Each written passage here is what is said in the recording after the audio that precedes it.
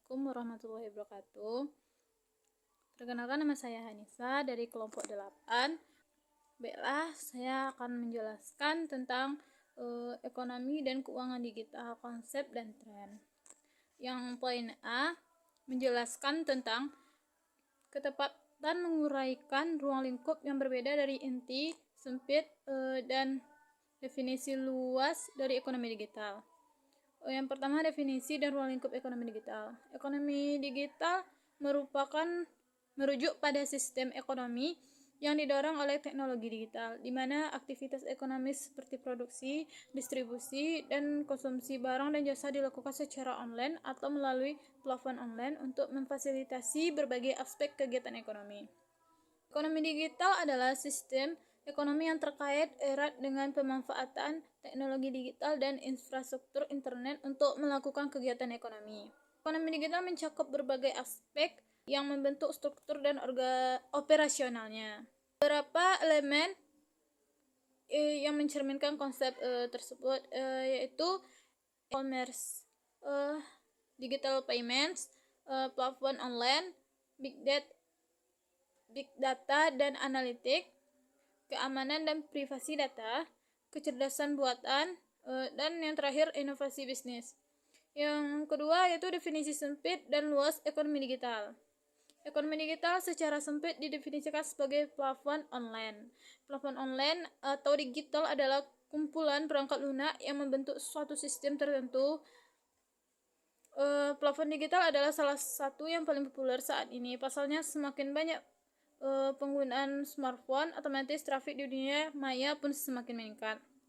Dalam arti luas, yaitu seluruh kegiatan yang menggunakan data digital merupakan bagian dari ekonomi digital. Ekonomi digital yaitu keseluruhan aktivitas ekonomi yang didapat dari teknologi digital.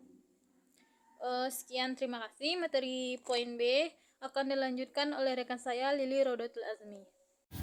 Baiklah, selanjutnya saya akan melanjutkan materi dari teman saya yang B, ketetapan merinci dari berbagai lapisan sektor digital berdasarkan pendekatan ekosistem TIK.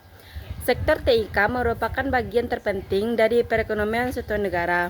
Perekonomian masyarakat tidak akan berjalan dengan adanya dukungan pembangunan dua infrastruktur TIK karena telah menjadi enabler di semua sektor kehidupan.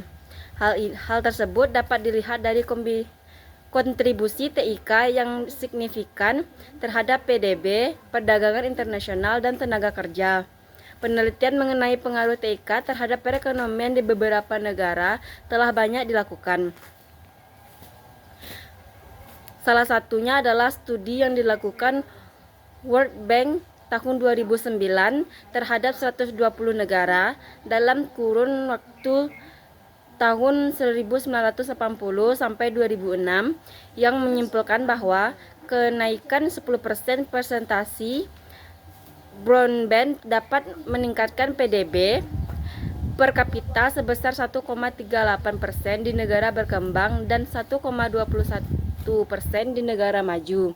Selain itu, penelitian dan Manyika J dan Roxburgh tahun 2011 dari McKinsey Global Institute mengungkapkan bahwa sumbangan internet bagi PDB negara-negara besar mencapai 3,4% dan untuk tingkat dunia kontribusi tersebut adalah sekitar 2,9%. Untuk tingkat nasional, kajian mengenai dampak TIK terhadap perekonomian Indonesia masih sangat terbatas. Sekian dari saya, kembalikan kepada teman saya. Yang C, ketetapan menghubungkan konsep dengan masalah kesenjangan digital di Indonesia. Kesenjangan digital telah menjadi isu bagi dunia internasional. Pada akhir tahun 2020, International Telecommunication Union memperkirakan sekitar 2,9 miliar orang di dunia masih belum terhubung internet atau offline. Istilah kesenjangan digital atau digital divide menjadi perdebatan. Berdasarkan informasi dari National Telecommunication and Information di bawah Departemen Perdagangan AS, menyebabkan perbedaan signifikan untuk teknologi digital yang juga merupakan keterbatasan akses terhadap teknologi baru yang bisa disebabkan oleh banyak faktor.